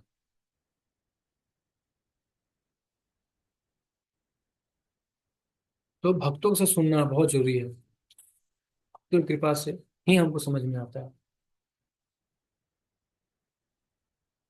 कथम विद्यामि ये त्वां सदा परिचिन्तयन् केषु केषु च भावेषु चिन्तयसि भगवन्मय। अब अर्जुन प्रश्न पूछ रहे हैं, बहुत सुंदर प्रश्न पूछते हैं कि भगवान कैसे कैसे मैं आपका चिंतन कर सकता हूँ, थोड़ा बताएंगे आप। आपने बोल दिया चिंतन करो, ऐसे इस तरह से प्राप्त करो, लेकिन कैसे, थोड़ा उसको एक्सप्लेन कीजिए बढ़िया से मुझे प्लीज, ऐसा हाथ जोड़ के विनती करते हैं भगवान से। हे कृष्ण, हे परम योगी, मैं किस तरह आपका निरंतर चिंतन करूं और आपको कैसे जानूं। हे भगवान, आपका स्मरण किन किन रूपों में किया जाए। तो भगवान बताएंगे, अथवा बहुना है तेन के, तो भगवान बोला ना कि मैं तो अनंत हूँ, कितना चिंतन करोगे मेरे बारे में। मेरे अनंत रूप है, अनंत लीलाएं हैं, अनंत विभूतियां हैं, कितना बताऊं मैं। अथवा बहुना एतेन किम ज्ञातेन तव अर्जुन, विष्टाभ्य हम इदम कृष्णम एकांश निष्ठितो जगत। किंतु हे अर्जुन, इस सारे विशद ज्ञान की आवश्यकता क्या है। मैं तो अपने एक अंश मात्र से संपूर्ण ब्रह्मांड में व्याप्त होकर इसको धारण करता हूँ। एक अंश से, अपने योग शक्ति का एक अंश। बताया गया है कि 1/4 एनर्जी जो है कृष्णा अपना मटेरियल क्रिएशन में यूज करते हैं, बाकी 3/4 स्पिरिचुअल स्पिरिचुअल वर्ल्ड को धारण किए हुए हैं। केवल 1/4 हम देख रहे हैं, ये सृष्टि कितना अद्भुत है। आप देखिए, अनंत कोटि ब्रह्मांड है, एक नहीं, अनंत कोटि ब्रह्मांड। और उसको भगवान का केवल 1/4 एनर्जी का मैनिफेस्टेशन इतना है, इतना ज्यादा है। तो कैसे कोई भगवान को समझ सकता है। और जब भगवान ने ये ज्ञान दिया तो अर्जुन अर्जुन एक्सेप्ट किए। क्या बोले, परम ब्रह्म परम धाम पवित्रम परमम भवान पुरुषम शाश्वतम दिव्यम आदिदेवम अजम विभुम आहुस्त्वाम ऋषय सर्वे देव ऋषि नारद तथा अस्तो देवलो व्यासो स्वयं चैव ब्रवीषि में। भगवान बोलते हैं कि, अर्जुन बोलते हैं कि आप परम भगवान, परम धाम, परम पवित्र, परम सत्य हैं। ये है भगवत गीता कंक्लूजन। इसको बोलते हैं कंक्लूजन, इसको बोलते हैं पढ़ना। जब आप भगवत गीता पढ़ रहे हैं तो आपको ये समझ में आ जाना चाहिए कि परम भगवान कृष्ण परम भगवान है, परम धाम है, परम पवित्र है, परम सत्य है। आप नित्य दिव्य आदि पुरुष अजन्मा तथा महानतम हैं। आप नित्य हैं, दिव्य हैं, आदि पुरुष हैं, अजन्मा है और महानतम है आप। ये अर्जुन का कंक्लूजन है। ये हर एक पाठक का कंक्लूजन होना चाहिए, हर एक श्रोता का कंक्लूजन होना चाहिए भगवत गीता को सुनने के बाद। और कई कोई लोग बोले कि ठीक है, अर्जुन दोस्त है इसलिए वो बटरिंग कर रहे हैं, बटरिंग, बटरिंग फ्लैटरिंग समझ रहे हैं ना, बटरिंग फ्लैटरिंग कर रहे हैं, थोड़ा गुणगान हम्म। कर रहे हैं। लेकिन फिर अर्जुन क्या बोल रहे हैं कि ये मैं नहीं बोल रहा हूँ केवल अकेले, नारद, असित, देवल, व्यास जैसे ऋषि आपके इस सत्य की पुष्टि करते हैं, और अब आप स्वयं भी मुझसे प्रकट कह रहे हैं। तो ये केवल मेरा स्टेटमेंट नहीं है, कई लोग बोले हैं कि हाँ दोस्त है, दोस्त दोस्त में चल रहा है अपना बातचीत, लेकिन नहीं। एक तो पहली बात की दूसरे अध्याय में अर्जुन शिष्यत्व तो धारण कर लिए है, अब वो शिष्य के रूप में एक्ट कर रहे हैं, न कि फ्रेंड के रूप में। और उसके बाद भी कई लोग बोले हैं कि नहीं नहीं फ्रेंड है। तो अर्जुन बोल रहे हैं कि केवल मैं नहीं बोल रहा हूँ ये बात बड़े बड़े ऋषि बोल रहे हैं, नारद बोल रहे हैं, असित बोल रहे हैं, देवल बोल रहे हैं, व्यास जी बोल रहे हैं, और स्वयं आप भी बोल रहे हैं। फिर भी कई लोगों को कंफ्यूजन है कि इस परब्रह्म जो है वो साकार है या निराकार है। कृष्ण के बारे में कंफ्यूजन है। इसका मतलब क्या है कि वो सरेंडर्ड नहीं है, या प्योर डिवोटी से नहीं श्रवण किए हैं भक्ति, है ना। इसीलिए उनको कंफ्यूजन रहता है हमेशा। भगवगीता पढ़ने के बाद भी वो समझ नहीं पाते हैं कि कृष्ण की भक्ति के बारे में चर्चा हुई है। कृष्ण की भक्ति करना ही कंक्लूजन है उसका, निष्कर्ष है। भगवान का नाम लेना चाहिए। कोई चेंज नहीं आता उनके आचरण में, वैसे ही कंटिन्यू रहता है।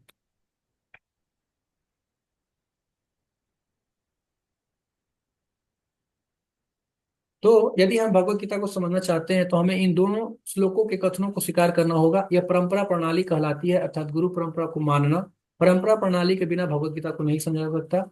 यह तथाकथित विद्यालयी शिक्षा द्वारा संभव नहीं है ना। दुर्भाग्यवश जिन्हें अपनी उच्च शिक्षा का घमंड है, वे वैदिक साहित्य के इन इतने प्रमाणों के होते हुए भी अपने इस दुराग्रह पर अड़े रहते हैं कि कृष्ण एक सामान्य व्यक्ति है। तो जब तक अगर कोई ये बात ऐसा कंक्लूजन है उसका, तो वो भगवत गीता को नहीं समझा है, वो अब तक इल्यूजन में ही है। जैसे धृतराष्ट्र, धृतराष्ट्र को भगवत गीता भी सुना। धृतराष्ट्र, संजय और अर्जुन तीनों भगवत गीता श्रवण श्रवण किए, लेकिन धृतराष्ट्र के आचरण में कोई भेद नहीं आया, कोई फर्क नहीं पड़ा। तो फिर जब जब भीम आया, तो फिर उसने गुस्से गुस्से से भीम को मारना चाहा युद्ध के बाद, तो कोई फर्क नहीं पड़ा उसके आचरण में, क्योंकि सरेंडरनेस नहीं था। कृष्ण को परम भगवान के रूप में नहीं मान रहे हैं। That's why. अब देखिए आगे अर्जुन क्या बोल रहे हैं। हे कृष्ण, आपने मुझसे जो कुछ कहा उसे मैं पूर्णतः सत्य मानता हूँ। हे प्रभु, न तो देवतागण न असुरगण ही आपके स्वरूप को समझ सकते हैं। न देवता न असुर, कोई भी भगवान को नहीं समझ पा रहा है। तो फिर क्या बोल रहे प्रभुपाद, प्रभुपाद बोल रहे हैं यहाँ पर अर्जुन इसकी पुष्टि करता है कि श्रद्धाहीन तथा आसुरी प्रकृति वाले लोग कृष्ण को नहीं समझ सकते। जब देवतागण तक उन्हें नहीं समझ पाते, तो आधुनिक जगत के तथाकथित विद्वानों का क्या कहना। भगवत कृपा से अर्जुन समझ गया कि परम सत्य कृष्ण है और वे संपूर्ण है। अतः हमें अर्जुन के पथ का अनुसरण करना चाहिए। उसे भगवत गीता का प्रमाण प्राप्त था। जैसा कि भगवत गीता के चतुर्थ अध्याय में कहा गया है, भगवत गीता के समझने की गुरु परंपरा का ह्रास हो चुका है। अतः कृष्ण ने अर्जुन से उसकी पुनः स्थापना की, क्योंकि वे अर्जुन को अपना परम प्रिय सखा तथा भक्त समझते थे। अतः जैसा कि गीतोपनिषद की भूमिका में हमने कहा है, भगवत गीता का ज्ञान परंपरा विधि से प्राप्त करना चाहिए। परंपरा विधि के लुप्त होने पर उसके सूत्रपात के लिए अर्जुन को चुना गया। हमें चाहिए कि अर्जुन को हम अनुसरण करें, जिसने कृष्ण की सारी बातें जान ली। तभी हम भगवत गीता के सार को समझ सकेंगे, तो और तभी कृष्ण को भगवान रूप में जान सकेंगे। तो परंपरा से जो ज्ञान आ रहा है उसी को हमको प्राप्त करना होगा। इसीलिए कोई भी भगवत गीता आप पढ़ेंगे तो आपको भगवत गीता का असली ज्ञान नहीं मिलेगा। परंपरा से ही जो प्राप्त ज्ञान है उसी को अगर आप सुनेंगे तो ही आपको वास्तविक में ज्ञान प्राप्त होगा। तो इस तरह से भगवान ने अपने विभूति योग का वर्णन किया। और भी भगवान बता रहे हैं, इसमें इसमें शायद नहीं आया है। क्या हो सकता है किसी ने छेड़छाड़ किया हो, मैंने पीपीटी शेयर किया था किसी के साथ, मे भी वो हटा दिया हो। इसे भगवान इसमें बहुत बार बताते हैं। भगवान हम्म। बता रहे हैं कि आदित्या नाम अहम विष्णु ज्योतिषाम रविर अंशुमान मरीचिर मरुताम अस्मि नक्षत्रा नाम अहम शशि। मैं आदित्यों में विष्णु, प्रकाशों में तेजस्वी सूर्य, मरुतों में मरीचि, नक्षत्रों में चंद्रमा हूँ, है ना। नक्षत्र बहुत सारे नक्षत्र हैं, लेकिन चंद्रमा सबसे टॉप मोस्ट है, वो भगवान का रिप्रेजेंटेटिव है। आदित्यों में विष्णु हूँ। 12, जानते हैं ना 12 आदित्य होते हैं, अदिति का पुत्र आदित्य कहलाते हैं। तो 12 आदित्य में विष्णु जो है वो भगवान का रिप्रेजेंट, कृष्ण का रिप्रेजेंटेटिव है। प्रकाशों में तेजस्वी सूर्य हूँ।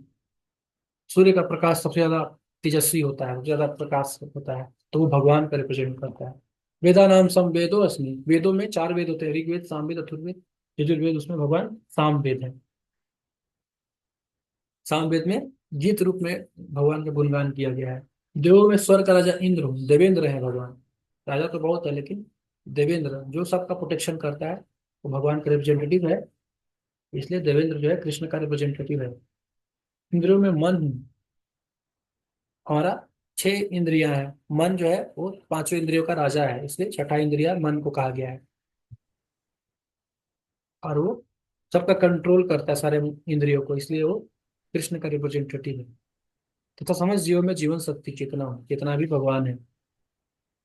मैं समस्त रुद्रों में शिव हूँ। है ना, 11 रुद्र हैं, इसमें शंकर या शिव प्रमुख है। ये भगवान के अवतार है जिन पर ब्रह्मांड के तमोगुण का भार है। और यक्षों तथा राक्षसों में संपत्ति का देवता कुबेर हूँ। कुबेर नायक है, इसलिए कुबेर को देवताओं के कोषाध्यक्ष है। कोषाध्यक्ष समझते हैं ना। हाँ, धन मतलब जो भी है, जिसे धन धान उसके धन, मालिक। हाँ, हैंडल हम्म। करता है। इंग्लिश में क्या बोलते हैं याद नहीं आ रहा है, अकाउंटेंट शायद कुछ ऐसा। देवताओं के साथ भगवान के प्रतिनिधि हैं। मेरु पर्वत अपनी समृद्ध प्राकृतिक संपदा के लिए विख्यात है। वसु में अग्नि हूँ और समस्त पर्वतों में मेरु हूँ। मेरु पर्वत बहुत बड़ा पर्वत है, बहुत बड़ा, बहुत विशाल, सबसे हाइट, टॉप, टॉलेस्ट। हे अर्जुन, मुझे समस्त पुरोहितों में मुख्य पुरोहित बृहस्पति जानो। मैं ही समस्त सेनानायकों में कार्तिकेय हूँ। और समस्त जलाशयों में समुद्र हूँ। समुद्र सबसे ज्यादा बड़ा जलाशय होता है, सारे नदियां उसी में मिल जाते हैं, इसलिए सबसे वो ग्रेट है, इसलिए वो भगवान का रिप्रेजेंटेटिव है। मैं महर्षियों में भृगु हूँ, वाणी में दिव्य ओमकार हूँ, समस्त यज्ञों में पवित्र नाम का कीर्तन तथा समस्त अचलों में हिमालय हूँ। Himalaya is the best of the mountains, इसलिए भगवान का रिप्रेजेंटेटिव है। जो भी बेस्ट है इस संसार में वो भगवान का रिप्रेजेंटेटिव। अश्वत्थ सर्वेक्षण, मैं समस्त वृक्षों में अश्वत्थ वृक्ष हूँ। अश्वत्थ वृक्ष जानते हैं ना, सबसे बड़ा वृक्ष होता है, पीपल का वृक्ष, सबसे ज्यादा लाइफ टाइम होता है उसका, और पूजनीय है वो, भगवान का रिप्रेजेंटेटिव है। सबसे ऊंचा, सबसे सुंदर वृक्ष है। इसे भारत में लोग नित्य प्रति नियम पूर्वक पूजते हैं। देवताओं में नारद विश्व भर के सबसे बड़े भक्त माने जाते हैं, इसलिए नारद, देवऋषियों में नारद हूँ। गंधर्वों में चित्ररथ हूँ। चित्ररथ बहुत अच्छा गाता है, इसलिए चित्ररथ गंधर्वों में सबसे बेस्ट है, गायक है। सिद्ध पुरुषों में कपिल मुनि हूँ। कपिल मुनि दो हुए, एक नास्तिक कपिल, एक आस्तिक कपिल। ये कपिल कौन है? जो देवहूति के पुत्र हैं वो कपिल भगवान का रिप्रेजेंटेटिव है, कृष्ण का रिप्रेजेंटेटिव है। और एक नास्तिक कपिल भी हुए जो ईश्वर को नहीं मानते थे। घोड़ों में मैं उच्च श्रवा जानू, अमृत के लिए समुद्र मंथन के समय उत्पन्न हुआ था। गजराजों में मैं ऐरावत हूँ और मनुष्यों में राजा हूँ। तो जब समुद्र मंथन हुआ था तो उसमें से अमृत और विष दोनों निकले थे। विष को शिव जी ने पी लिया था। अमृत से बहुत सारे वस्तु मिला था, जैसे जिसमें उच्च श्रवा घोड़ा आया था, ऐरावत हाथी आया था, तो ऐरावत हाथी इंद्र को मिल गया था।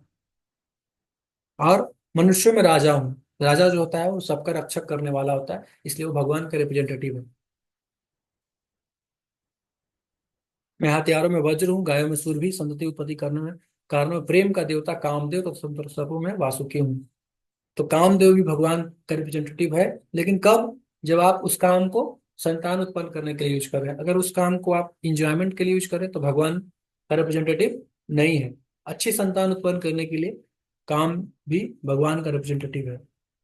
सर्पों में वासुकी हूँ, सबसे बेस्ट।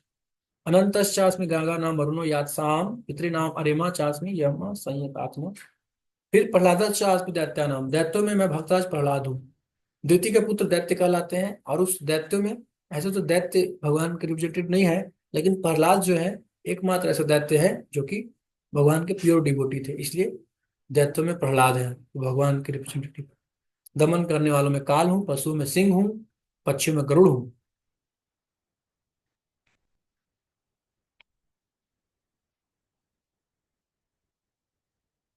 अक्षरों में आकार हूँ, समासों में द्वंद्व समास हूँ, शाश्वत काल भी हूँ, सृष्टाओं में ब्रह्मा हूँ। मृत्यु हूँ, मैं ही आगे होने वाले को उत्पन्न करने वाला हूँ। स्त्रियों में मैं कीर्ति, श्रीवाक, स्मृति में दर्द, द्वितीय क्षमा हूँ। है ना, सामवेद के गीतों में बृहत साम हूँ, छंदों में गायत्री हूँ। समस्त महीनों में मार्गशीर्ष, अभी मार्गशीर्ष चल रहा है, ये भगवान का रिप्रेजेंटेटिव है। तथा अगर समस्त ऋतु, ऋतुओं में फूल खिलाने वाली वसंत ऋतु, वसंत ऋतु सबसे प्लीजेंट माना जाता है, तो भगवान का रिप्रेजेंटेटिव। ठीक है। कि तू हे अर्जुन, इस सारे विशद ज्ञान की सत्ता क्या है? मैं तो अपने एक अंश मात्र से संपूर्ण ब्रह्मांड में व्याप्त होकर इसको धारण करता हूँ। है ना? भगवान ने बता दिया कि कितना बताऊं मैं, अनंत विभूति है, अनंत ज्ञान है। और इतना जान लो कि मैं अपने 1/4 एनर्जी से, केवल 1/4 एनर्जी को यूज कर रहा हूँ अनंत, इस अनंत कोटि ब्रह्मांड, भौतिक ब्रह्मांड को चलाने के लिए। हरे कृष्णा। हरे कृष्ण प्रभु। कैसा लगा आज का अध्याय? बढ़िया प्रभु जी। इसमें प्रभु जी जैसे बताया गया कि चिंतन करने से भी भगवान की प्राप्ति नहीं होती। हाँ, मानसिक चिंतन केवल कर रहे हैं, भक्ति नहीं कर हम्म। रहे हैं।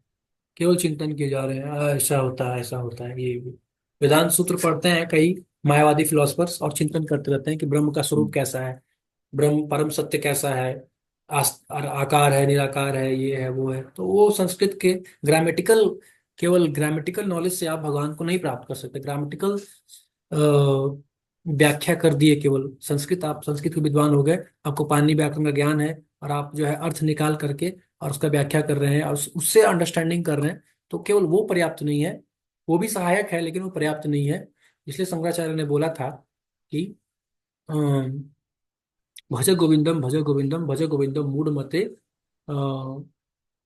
और अ, एक श्लोक बोला था, इसमें बोला था कि डुकरी करने न रक्षति संप्राप्ति काले डुकरी करने।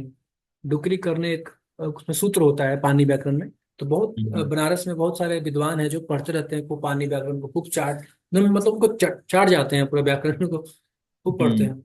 लेकिन केवल ग्रामेटिकल नॉलेज से आप भगवत गीता को नहीं समझ सकते, है ना? कि मैं ग्रामर का नॉलेज हो गया, अब मैं संस्कृत के श्लोकों का अर्थ निकाल लूंगा और इस तरह से मैं भगवान को समझ जाऊंगा चिंतन करके। नहीं, वो तरीका नहीं है।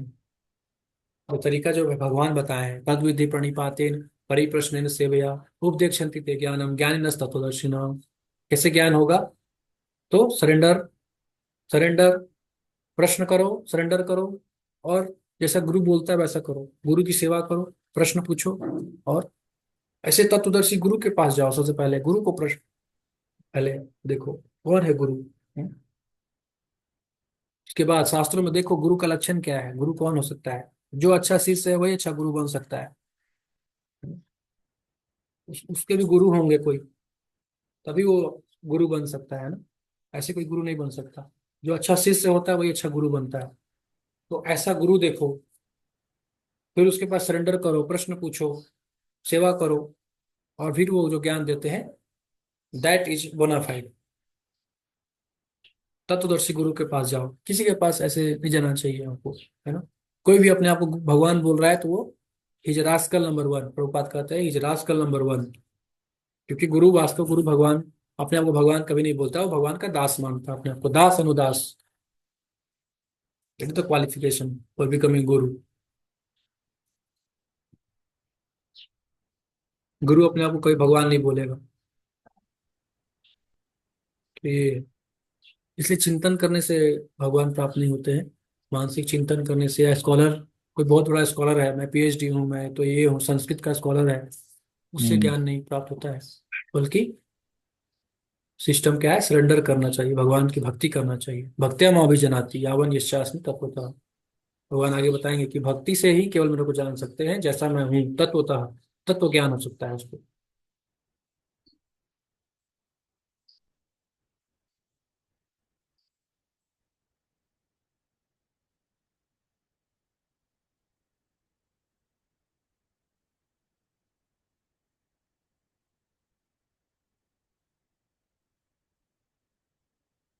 और कोई क्वेश्चन है? नहीं प्रभु जी ऐसे कुछ तो है नहीं, मतलब चैप्टर ऐसा है कि मतलब सीधा सीधा चला जा रहा है। हम्म। है ना, एकदम सीधा है।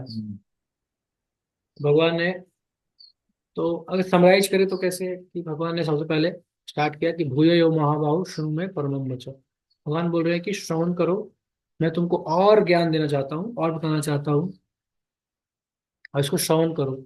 श्रवण करने का मतलब है ध्यान से सुनो, क्योंकि ये बहुत इंपॉर्टेंट ज्ञान बता रहा हूँ मैं, है ना? यत्ते प्रियमानाय हितकामया प्रवक्ष्यामि, यत्ते प्रियमानाय, बोल रहे हैं कि तुमको प्रिय, तुम मेरे प्रिय हो, मेरे दो, मेरे प्रिय मित्र हो, सखा हो, मेरे डियर हो, बहुत बिलॉव्ड हो, इसलिए मैं तुमको ये ज्ञान बता रहा हूँ, मतलब संकेत दे रहे हैं कि हमको भगवान का बिलॉट बनना पड़ेगा, भगवान से प्रेम, हाँ, ये होना चाहिए, हमारा रति होना, तभी हम भगवान को समझ पाएंगे अच्छे से, है ना। इस तरह से भगवान बता रहे हैं। और फिर आगे भगवान अपनी विभूतियों का वर्णन करना शुरू करते हैं,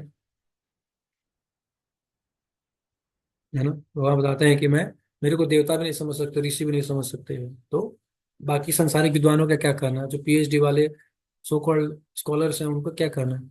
देवता भी नहीं समझ पाते हैं, हजारों साल से लगे हुए हैं, कभी समझ नहीं पा रहे हैं। इंद्र ब्रह्मा सब मोहित है, इंद्र भी मेरे से फाइट करने लगा था। भगवान बता रहे हैं कि इंद्र को भी अभिमान हो गया था, उसको भी नहीं, मोह हो गया, तभी तो मैंने गोवर्धन उठा करके उसका ईमान तोड़ दिया। बहुत मोहित हो गया था इंद्र, अपने आप को ईश्वर समझ रहा था, मैंने उसको तुरंत उसको लाइन पे ला दिया भगवान। तो मोहित हो जाते हैं, देवता भी मोहित हो जाते हैं भगवान की माया से। तो ये संसारिक विद्वान, ये क्या है, ये सब लोग हैं। ये पृथ्वी, छोटा सा पृथ्वी में छोटा सा इतना छोटा गोला है, ये ब्रह्मांड ही भगवान के लिए कुछ भी नहीं है, बल्कि एक सरसों का दाना समझते हैं ना, सरसों का दाना है, बस उतना ही है ये ब्रह्मांड, ऐसे अनंत ब्रह्मांड है। ये ब्रह्मांड के उस सरसों का दाना के समान है, उसमें रहने वाले जीव क्या भगवान को समझेंगे। तो भगवान का इतनी कृपा होता है भक्तों के माध्यम से, जो भगवान समझाते हैं अपने आप को, तब समझ में आता है, नहीं तो क्या समझ में आएगा, टाइनी ब्रेन। आदमी भी जो भगवान बनने की कोशिश करता है कि लोग उसकी पूजा करें, तो बहुत सारे ऐसे लोग हैं जो यस, करते हैं। जो चीप गॉड्स, हम्म। मारे जाते हैं कभी, कभी गोली से, कभी कभी बीमारी से मर जाते हैं। वैसे भगवान भी कोई राम बीमारी रहीम से थे, नहीं राम मरते रहीम हैं। जो करते थे, राम हाँ। रहीम जेल में, हरियाणा में। हाँ, तो भगवान को जेल नहीं जाना पड़ता है। अगर तुम भगवान हो तो तुम अपने आप को जेल में कैसे बचा लो, अपने आप को हम्म। तुम चाहो तो कुछ भी कर सकते हो ना, भगवान मतलब क्या, कुछ भी कर सकता है, कुछ भी। कई लोग बोलते हैं भगवान हो, तो हमको बोलना चाहिए कि आपने मुख दिखाइए। भगवान ने अपने मुख में हम्म। पूरा ब्रह्मांड दिखाया था यशोदा मैया को। आपने मुख में, चलिए दिल्ली दिखा दीजिए, केवल दिल्ली पटना दिखा दीजिए चलिए केवल बनारस दिखा दीजिए, फरीदाबाद दिखा दीजिए चलिए, उतना भी नहीं दिखा सकते हैं, क्या भगवान बनेंगे। तो Krishna is not cheap god, है ना, कृष्ण को ऐसा, भगवान को चीप शब्द नहीं है, भगवान को आजकल बहुत वो कर दिया गया है, एकदम चीप बना दिया गया है। कोई भी भगवान, कुछ भी भगवान, मैं एक ऐसा दिन नहीं है। सीरियल लगा, टीवी में सीरियल लगा, तो उसमें उसमें दिखाया शंकर जी को हमेशा रोते हुए दिखाता है हम्म, हमेशा जो है अपनी बीबी के लिए, अपने बच्चों के लिए रो रहे हैं, उनके बच्चों को किडनैप के लिए, गणेश जी को, कार्तिकेय को, मतलब सीरियल अभी आता है टीवी में डेली, मुझे लगता है। उन्होंने तो बहुत मजाक अजीब बना दिया तरीके है। से दिखाते हैं भगवान की कि भगवान कितना वीक है। यस। जैसे देवी देवता जो भी है। तो हमको वहां से ज्ञान प्राप्त नहीं करना चाहिए, है ना। इसलिए भगवान ने नहीं कहा है कहीं पे भी टीवी सीरियल के पास जाइए, तद विधि हम्म। प्रणिपातेन टीवी सीरियल प्रश्नेन हम्म। सेवया। भगवान ने ऐसा नहीं कहा है कि टीवी सीरियल वाले तत्वदर्शी के पास जाइए। वो लोग तत्वदर्शी थोड़े है, वो लोग तो एंटरटेनमेंट के लिए बना रहा है, पैसा कमाने के लिए बना रहा है। उनको कोई मतलब नहीं है कि इसको ज्ञान मिले ना मिले, उनको तो बस अपना पैसा कमाना है, एंटरटेनमेंट करना है। कुछ भी मिर्च मसाला डाल देंगे उसमें, टीआरपी बढ़ाने के लिए, पैसा कमाने के लिए। तो वो तरीका नहीं है ज्ञान लेने का, हमको है ना, सही सिस्टम क्या है, हमको मेन गुरु के प्रॉब्लम पास क्या है ना, जाना। समाज में क्या है कि ज्ञान देने का सिस्टम नहीं है ना यहाँ पर। मतलब यस, कोई ऐसा वो है, ऐसा कुछ बना नहीं है हिंदू में, धर्म में, हो गया ना, कि इस्कॉन कर रहा है, इस्कॉन इज डूइंग। कौन कर रहा है। लेकिन जैसे छोटे छोटे गांव के मंदिर होते हैं, बस मंदिर में कोई जो पुजारी होते हैं, बस वो पैसे लेने के चक्कर में जाते हैं, पैसा यस। इकट्ठा किया, सबका लेके चले गए। मतलब वहां पे कोई देने वाला नहीं है उनको रास्ता बताने वाला, जैसे जो सही ज्ञान दे। ISKCON is doing that, ISKCON तो हम्म। कर रहा है, कोशिश कर रहा है पूरा। और देखिए कितना ज्यादा प्रचार कर रहा है, अब पूरे हम्म। देश विदेश में हर जगह मंदिर है, भक्त हैं, हम्म। इतने सारे भक्त हैं। तो ये सब इस्कॉन का इसीलिए क्या कि वो कंट्रीब्यूशन है उनको प्रभुपाद ज्ञान जी क्या है, का। वही टीवी वाला ज्ञान मिलता है जो टीवी में देखे होते हैं, हाँ, उनको वही ज्ञान इसलिए होता है। इसलिए हमको क्या करना चाहिए, जोड़ना चाहिए सबको। आप भी इस भगवत गीता कोर्स से लोगों को जोड़िए, जहाँ से जहाँ लोगों को जोड़िए। हम्म। व्हाट्सएप ग्रुप में मैंने सबको परमिशन दे रखा है जोड़ने के लिए।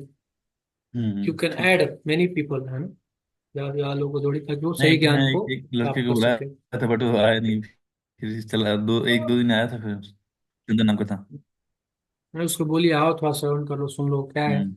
आप इतना टाइम पास करते हो इधर उधर, टीवी हम्म। देखने में, मोबाइल देखने में, यूट्यूब शॉर्ट्स देखने में, तो वही चीज आप यहाँ पे समय दे दो, क्या दिक्कत हो जाएगा। हम्म। दे करके देखो क्या क्लास में कुछ फायदा होता है तो करना, नहीं होता तो छोड़ देना, ऐसा। हम्म। क्लास आप क्यों सुन रहे हो? क्योंकि आपको कुछ फायदा है इसमें, तभी तो सुनोगे, नहीं तो नहीं सुनोगे। है कि हाँ। नहीं? आप सुन रहे हो, मैं जो बता रहा हूँ आप सुन रहे हो, उसको आप फॉलो कर रहे हो, आपको उससे हम्म। फायदा हो रहा होगा अपने जीवन में, तभी तो आप हम्म। दोबारा आ रहे हो हाँ सुनने के लिए। बिल्कुल। नहीं तो मैं तो कोई चार्ज तो कर नहीं रहा हूँ, नहीं। तो फिर क्यों आ रहे हो आप?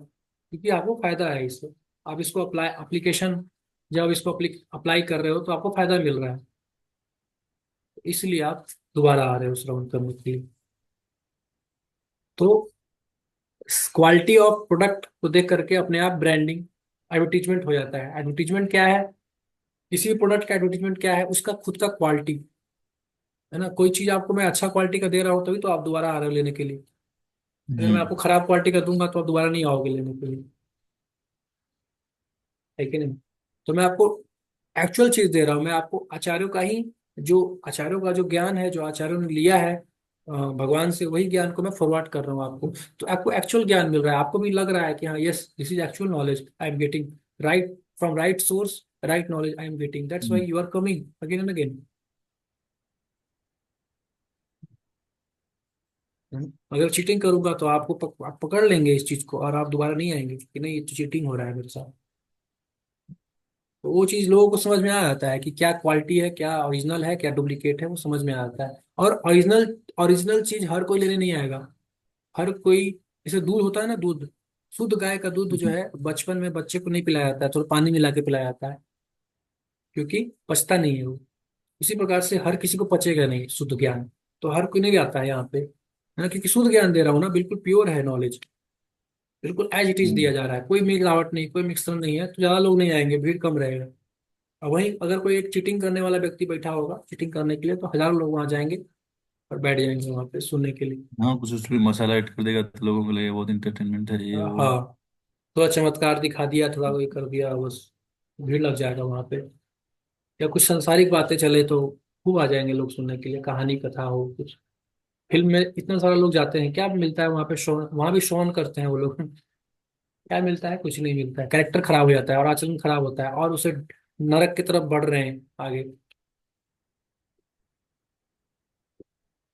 लेकिन इसको अगर श्रवण करेंगे तो भगवान बोलते हैं कि अगर थोड़ा सा भी कोई श्रवण करेगा तो उसको फल जरूर मिलेगा, थोड़ा सा भी। क्या कहना जो इसको पूरा पूरा सुन लेता है, और उसको क्या कहना जो इसको अप्लाई करता है। इसके बाद भी हम अगर हम नहीं सुनने आते हैं तो ये हमारा मूर्खता है। भगवान ने इतना डिस्काउंट दिया है, भगवान इतने दयालु है। सारे वेदों का सार, पूरा वेद पढ़ने के टाइम नहीं है आपके पास, कोई बात नहीं, आप केवल एक भगवत गीता उठाइए पढ़िए बस।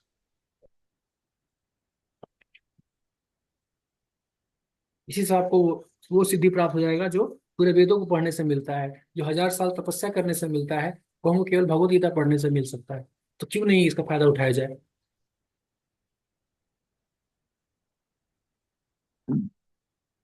यही तो उद्देश्य है ना मनुष्य जीवन का, तत्व समझना, हम्म। है कि नहीं?